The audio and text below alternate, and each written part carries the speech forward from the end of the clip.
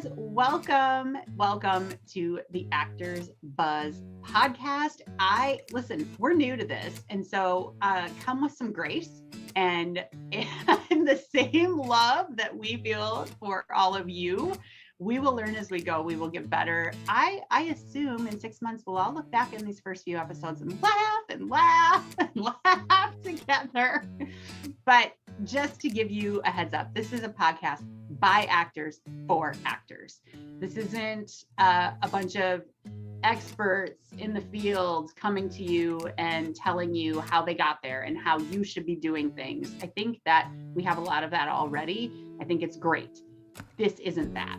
This is the place for everyone who's in the trenches, on the grind, working the art that they love and coming together to support each other and to share.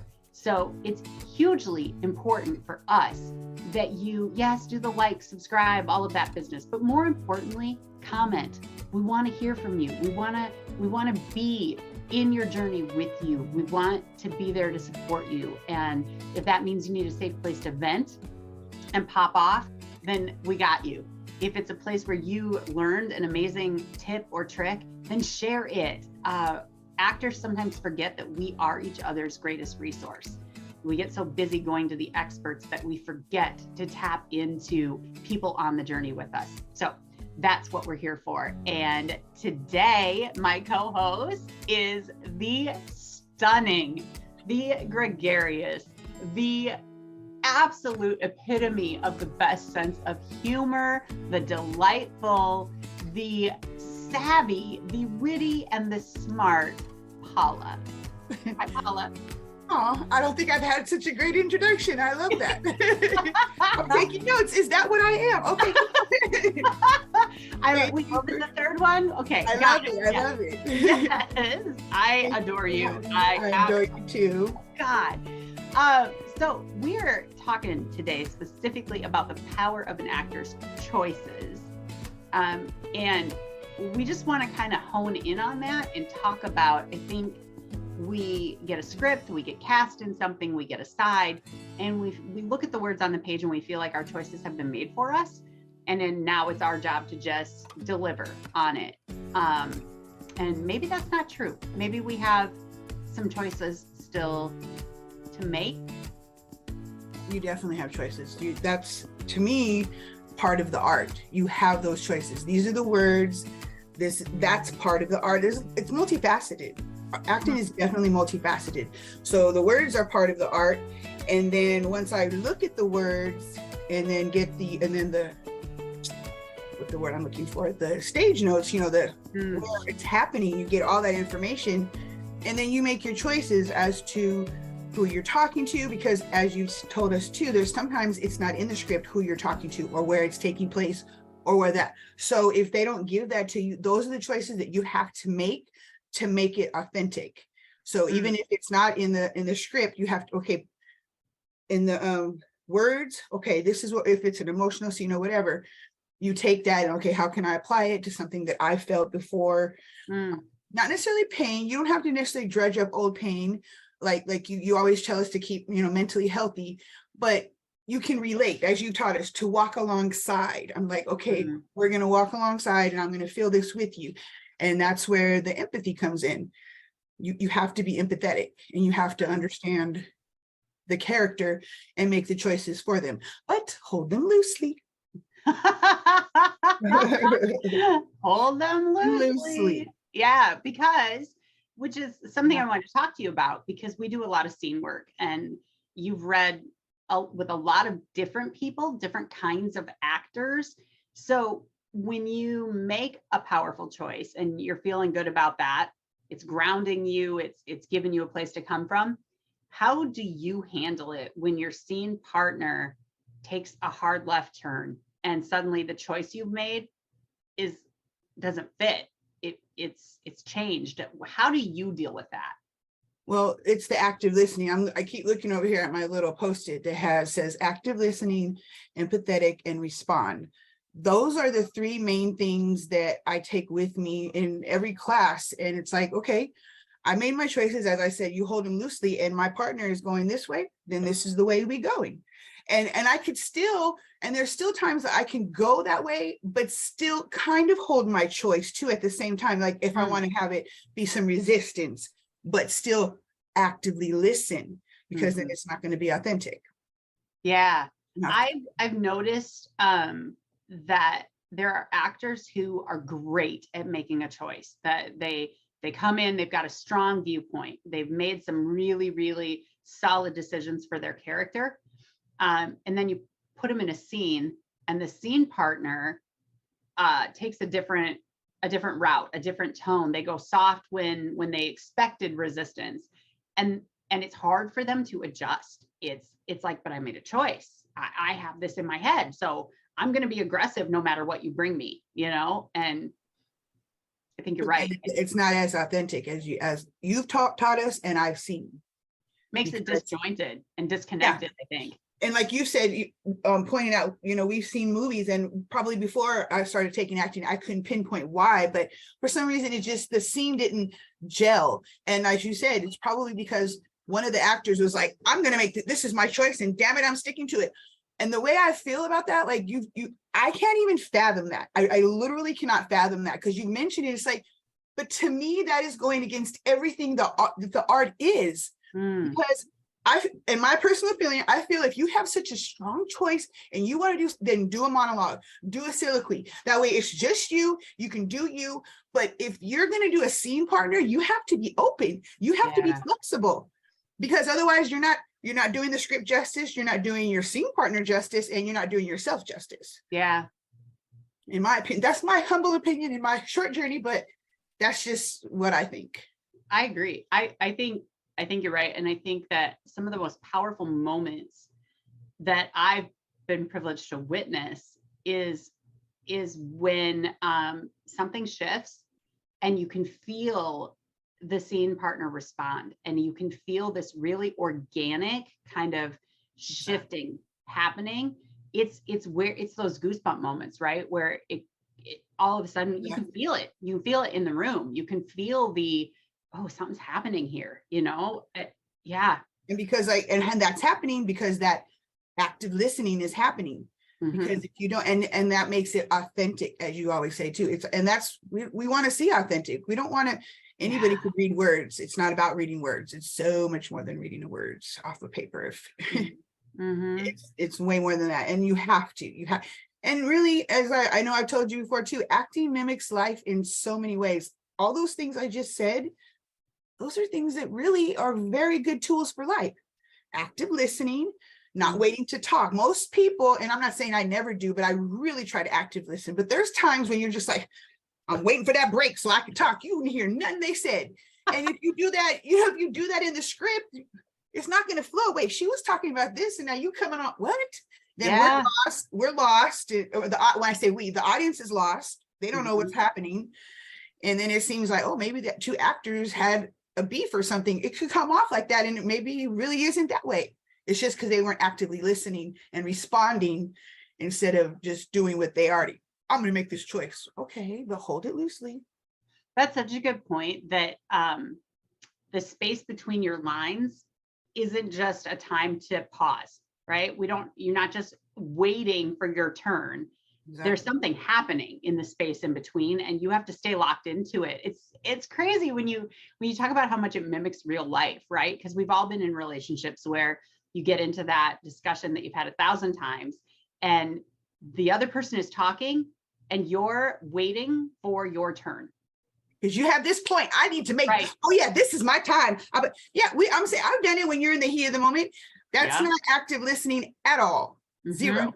Yeah, because it doesn't matter. Whatever you're going to say, it doesn't matter, because I've got my next choice already decided. And so I'm just biding time here. Like, God, that's a really and if you do acting like that, it's going to be shitty. Oh yeah. It's not going to flow. No one's going to want to watch it. No one's going to feel anything. So, you got active listening and then respond to it. Yeah. And you hold it loosely. And then I was funny because when I was looking over the bullet points, I was thinking of the one class that Nisha pointed out to Gregory that he totally made me change my choice. Yeah. And I'm like, I as I thought back, like I didn't even think about it. I just did it. And then I'm like, he sure did make me change my choice, but I didn't have a problem with it. Like, I don't get bent out of shape. I'm like, because to me, again, I just get so excited, but it's like, I want to do my best. If we're going here, well, let's go this way, but we can still jab. We can still jab. I can still bring it back, but at that moment, you just got to feel it out. You got to actively listen. I can't say it enough. No, yeah, it's 100%. I just did the Midwest thing where we go, no, yeah, no, yeah. No Midwest. It's so Midwest. There's this. That is Midwest. Yeah. When I lived in Kansas, they did say that's funny. Oh no, yeah. Oh, No. yeah. That's so true. Yeah. Or we go, yeah, no. Wait, which is it then? What are I know.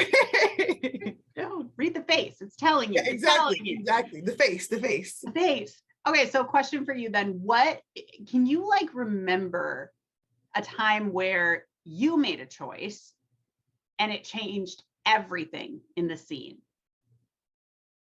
It wasn't, I can remember a couple of times. It's happened about 2 or 3 times now. And it wasn't necessarily I had a choice of what I was going to do. The choice was just to actively listen. It was on a first read, and they were both very emotional pieces. And first read, I'm like choking up, trying to get the words out. And I'm just like, what is happening? But it was just like, because I let myself be in that moment and I literally, and it still amazes me that it's a first read, the first time I'm looking at these words, but I was so filled with emotion by, I know, like I said, both of them were about loss, and we've all lost somebody. So I'm walking alongside and it just, I kind of get choked up now just because it was just crazy how it just took over me. Like I knew what I was doing, but yet I didn't. Like my emotions it's kind of hard to articulate, but the choice that I made was to just actively be in the moment. And that's something else. You have to be in the moment. And that's something else why I like this art too, because I tend to think a lot and overthink maybe sometimes. And this, you can't do that because you can't actively listen if you're thinking about something else. So so, that was it. And to be in the moment and just let the words, I guess best way to describe it, let them wash over you and feel them. And I did. And it was hard to even get through them because they were very emotional pieces, but it was a very unique feeling. And I love it. I just love it.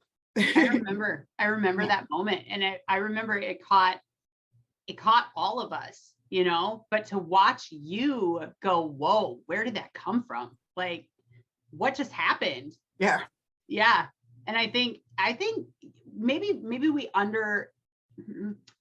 don't want to say under discuss, but maybe we take for granted, I guess, the staying present in this moment right now with this character in this scene with this conversation, not worrying about the last performance of it or the next performance of it, but just right now.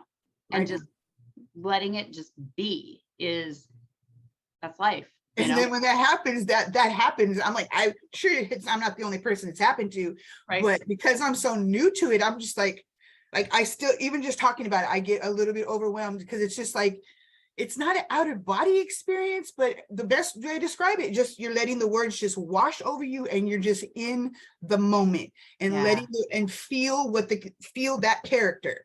And maybe it was just the way it was written. They were both relatable, obviously, because I literally felt, because they were both, like I said, the main thing I remember, they were both about loss. And how when you lose something, how do you move on? And you just do, even though it's hard as hell, but you just do little by little, or so, and we've all been there and it's hard, but how do you, okay, so question, how do you deal with, because I know we've all had characters that we've had to play that we don't have anything in common with. I don't have that walk of life. I haven't lived that experience. God, I love you.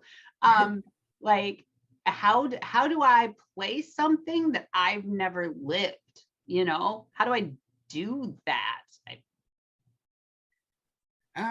Just again, walk alongside them. That's the best advice you're full of great advice, but some of the main thing, as far as, and keeping us healthy. And that's what I love about the way you teach acting too. It's not just about the art, but keeping the artist healthy too, and making sure we're mentally okay with these characters and letting them go and whatnot. But just walking alongside, I can't think of any particular character that comes to mind that I couldn't somehow find a way to relate. Like I said, even if it was with loss, even if I haven't lost a child, but I have lost people, and whatnot. And so I guess it's just kind of, if it's not identical to the same loss, then something that's pretty close to get to hone in on the feeling that character needs to play the character.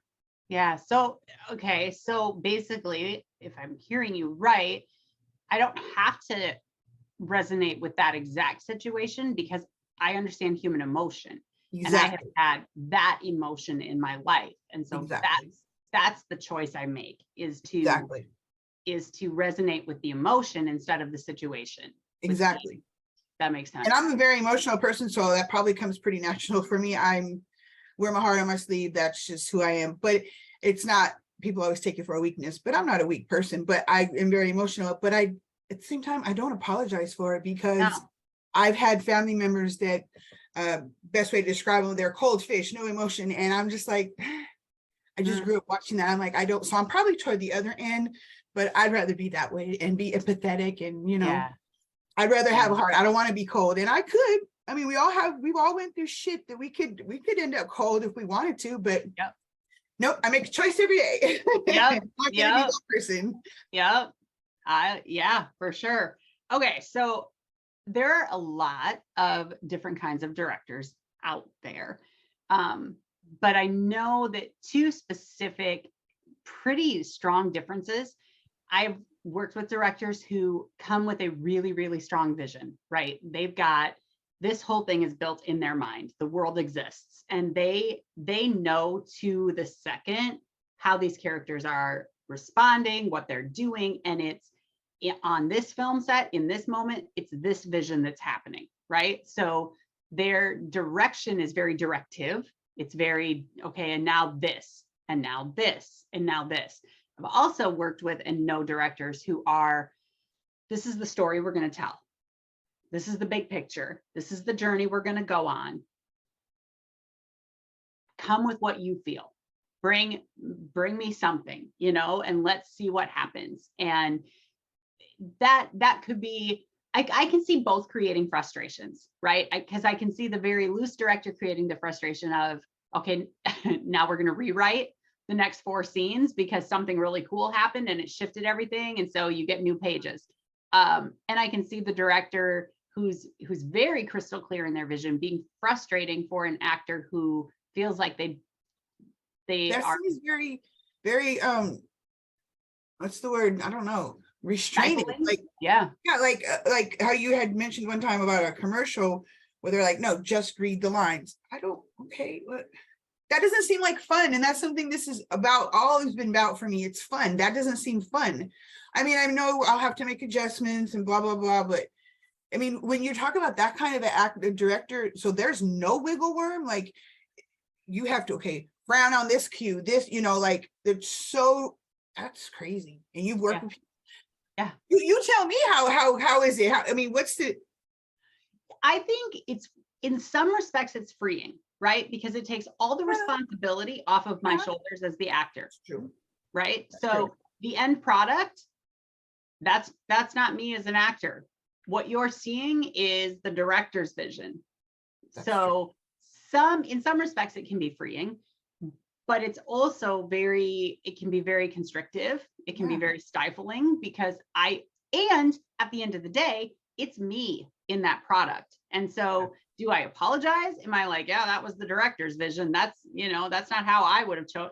It's a balancing act. There are times, even in our classes, where I'll say, make a choice, and I can feel, depending on the actor, I can feel resistance. Like, well, just tell me what to do. Yeah. Well, just tell me what's the right. I guess it just would depend. See, me, what you give us, I feel it's a good balance, because you always, you'll tell us make choices, and then when you want it, I just have something in my head. Let's play it this way. And I like that. I actually like that. I'm like, oh yeah, this is a new choice. And then, we like it, we don't like it, but it's still a new spin. So I like both of them, but I would have to have a balance, like all of it. Yeah. If someone could be a balance of that. Yeah. Would you say one director makes better movies than the other, or it's just? Well, isn't that such a hard question though? Yeah, exactly. It's so subjective, that I guess it's really it's about the actors, them working with them. Are they easy to work with or not? Yeah. And is there an audience for that? For that particular kind of, I'm not going to mention any movie names. I guess I don't know why it matters. Yes, I am. I'm gonna unfollow if you don't like it. If you have to take it out, an opinion, I'm putting it in there. The movie Babylon. We talked about this. That felt very director driven. It felt very much like his vision. This is his baby, right? Like this is what he's feeling and seeing, and that's fine. I mean, you have your money. You want to pick your actors and do that. That's fine. Mm-hmm. But again, as an actor, is that where you want to be too? I guess. Right. And as an audience member, I felt like I was in a hostage negotiation. Like, when are we getting out of here? Like, don't get me wrong, it's beautiful. It's a gorgeous movie. And there wasn't a bad actor in that movie. It was stellar performances. And there were moments in it that were breathtaking. But I also felt like we get it. Like, that could have been cut way short. That could have been edited out. But I think sometimes if it's too much the director's vision and not enough collaboration, God, I'm probably going to get canceled. I don't care. If it's not any collaboration, then I think we rob the greater vision, because of the art. Exactly. Yeah. There's exactly, that's it. I feel there should be some collaboration with the actor and the director, or the writer, or whoever, or the editor. The editor, yeah. Because, you have this vision, but I mean, I feel like, even if I had all the money and I can make my movie, money wasn't a thing, and this is my baby. But as an artist, I would be like, this is what I'm wanting, but please bring all y'all art. Yeah. I want to feel what you can bring. And no, I don't want to totally rewrite it, but I'm open. I want to be open. I would say I would want to be open. Yeah. I can't even tell you how many times, we're working on something, and as a director in my head, I'm always hearing how I think it's going to go, or what I believe in the moment the best way is. That's always in there. Yeah. But if I deliver you that before you have an opportunity to make a choice, we may miss a brilliant moment, because I've removed your agency. And so if I just let it happen, if we go so far off the rails that it's not coming together, or we're not landing, then you pull us in. You're like, how about this? Let's try here. Right. And I appreciate that, because I feel you're helping us learn how to make choices, learn how to take direction, all that. It's, all the, again, multifaceted of what an actor needs to do. It's not just you guys, you bring, right? Like, you bring your life experience, you bring, and all of you come from such different walks of life and different experiences. And so you bring those into the scene and the character.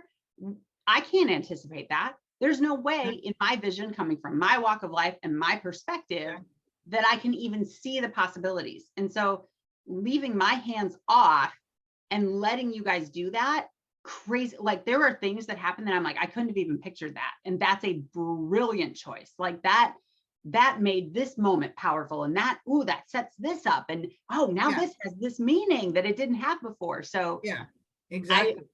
I think it's a yes and, I think that it's giving you guys the room to be the actors that you are, to make the choices, and then knowing that ultimately I can step in and say, exactly, it's actually not a tragedy. That's supposed to be funny. And you told us that before too. You've told me and other people, what you were saying, why are we sad? This is not a sad moment.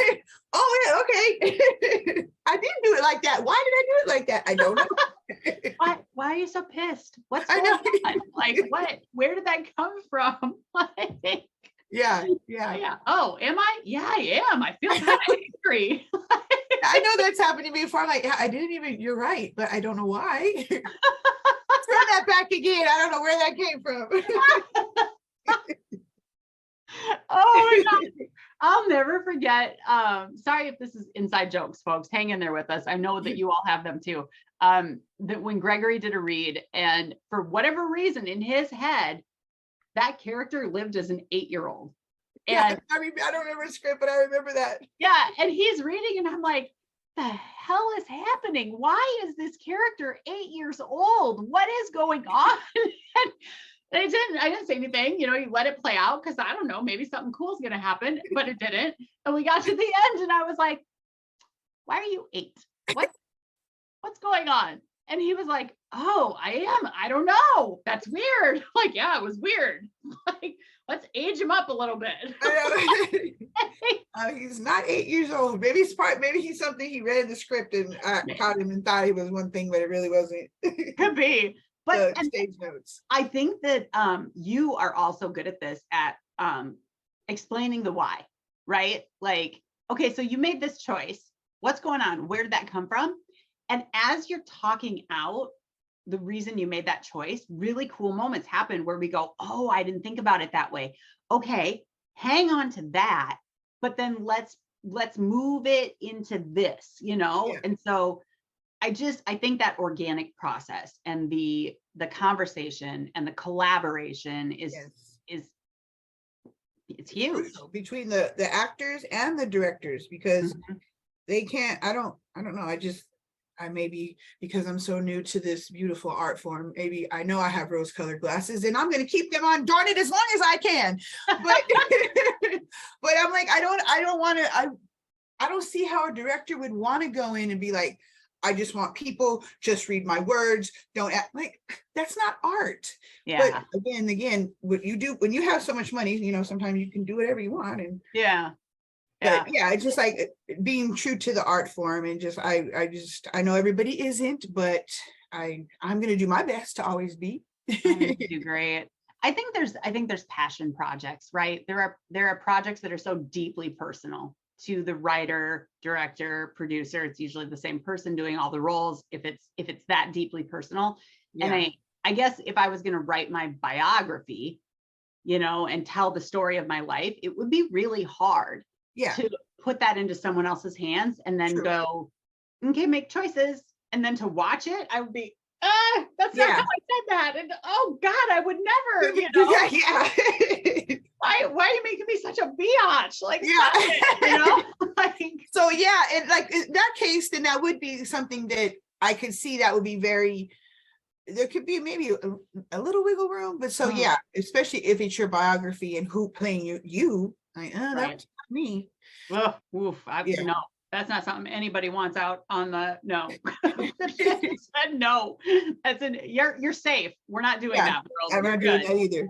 And that makes me think of, because I know I've read places when I can't think of a particular movie, but when there is autobiographies, and hope, in a good time when the person's still alive, and they just go and just like shadow them and just, learn all. And I think that's ideal right there, to just get all their idiosyncrasies and the things that they do. And I remember, I can't think of a particular movie, but them saying that when I hear people do that, the movies just come off really authentic because they were able to mimic them. But when they're already passed, you can't do that. But, with the times when they're still alive, they're able to do that. It seems to really come off really good. Yeah. And I think it may remove some of the creative choices that you have as an actor, but it's a choice to authentically portray that person. So that's the choice. You might not be able to put any of you, but I would look at it, but that's my project, to mimic them the best I can, to put them on the screen and them not even think it's not me or the person I'm trying to portray. I would just be like soaking it all up. Okay. Oh, I know. I know. And today, I mean, everything lives forever, on the interwebs. And so that's true. it'd be hard pressed to find a real life character that I have to play that I can't find a wealth of footage on, a wealth of, to do that research and to make the choice. Because I think the other choice is to come in and be like, hey, I want to put my own spin on it. you But know. when you're doing an auto thing, I see again, now that's where I guess my line, as we're having this conversation, my line is like, no.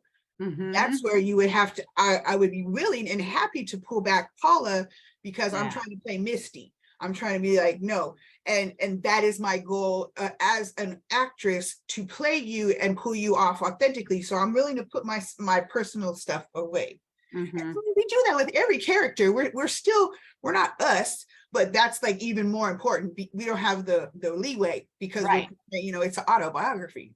Right. And ultimately, my job as an actor is to honor the story and to tell this character's story and their story. And if that's if I have the luxury of shadowing said person, I'm gonna film it, I'm gonna just do it ever, and I'm gonna just continue to play that person until I pull it off. I agree. So okay, when we're talking about choices, how did you come to the choice of acting? Because I took, before finding you in said platform that will not be mentioned, because I will not say it. It will not come from our mouth, but I don't know if we can or can't. But anyways, we ain't on there no more. Yeah, exactly. It was probably I was still married. I was living in Kansas still, and I was going to school, and one of my electives, I picked an acting class. And that was the only acting I had ever taken. I loved it. It was really fun, but it wasn't something I had just gotten married. We had 5 kids. It was just not something that I could pursue. So it was just something, I did. It was fun. And then I'm going through my second divorce, and I'm just like, I've always wanted to be artistic, but I can't draw, I can't paint. I've tried all these other forms, and I'm just like, I want to be artistic because I know that it's very good for you, health-wise, mental health, all that good stuff. It's fun. And then, so I was just like, well, what about acting? And it was about a year ago. And so I just looked online. I'm like, yeah, hopefully it's something I could do online. Didn't think, but sure enough. And the rest is history. Took one class, and I am in love. I don't know how this hasn't, sometimes I regret, man, I should have started back then, but no, everything happens on a reason, because now I can focus. It's just me and my dog. I don't have kids. I don't have, so that part is fun. And I was just looking for something to have fun and be creative. And I love it. I love it. And I love that I found you in this wonderful community, because it's like that makes a big difference too. Because the very first, actually, on that platform, and I told you this, it'll stick with me forever, because it was just like, what if I was any less of a person, I'd have probably left. But I literally got to the class, told her that my very first acting class, never took acting. I think the first question was, so what is your type? What do you mean, what is my type? I'm like, I don't know. That wasn't me, was it? Like, if I didn't ask you that. No, as I'm saying, it wasn't you. Oh, okay. Because you were actually, it was my second class, because the first class I tuned into was that class, and then I found you. So, but I just kind of forget about that one. But she was just like, I'm like, I stayed, and probably I would have left if I think I was the only person in class. So I just stayed, and I'm like, all right, I'm gonna see what else she's saying. I don't even remember anything else. I was so caught up on what my type is. I don't know. I'm just here to have fun and be creative. Like, literally, I just want to have fun and be creative. I didn't know I was answering questions. Quiz on the first day. What? I'm like, what? I can't be. I don't know my type. I don't know my type. I still don't really know my type. I'm just here. I'm having fun. and then I found you, and then Nisha was there, and I was like, okay, I'll just like you always do. Are you reading? No, I'm just gonna observe. And then Nisha asked me, and I'll never forget, I looked around, and I'm like, I'm all by myself. Like, why not? Just give it a go. I'm like, who cares? I can read words. I mean, I know I might not be acting at this moment, but I'm gonna read words. I'm gonna get in. Yep. And so glad I didn't waste any time. I know. Me too. It's been such a fun ride, and I don't ever want to get off. Don't. It's so I have no intention. I love your acting, and I love you are so incredibly good. Sorry, y'all. This is inside baseball or whatever they call it. I don't But I love that you make bold choices, you hold them loosely, and you actively listen. And so when another character makes a different choice, you adjust and you stay in character, and you're like, oh, we go in this direction. All right. Oh, we're going to fight. Let's fight. I was ready to fight, but you came soft with it. So, okay. It's such an organic, ephemeral process. It always changes. It's always fresh. And that's what's fun. Again, that's what makes it fun for me. That's why I can't imagine just being so, I'm going to make this choice and I don't care. Okay. That just me even saying that doesn't sound like any kind of fun. Like, right. No, I'm like, right. No, just go with it, go with the flow and see where it takes us. And it's always beautiful. It's always fun and beautiful. It is. I love this art. I love it. So do I. So much. Okay, Paula, what didn't I ask you that you wish I would have, or what haven't you gotten to say that you really want to?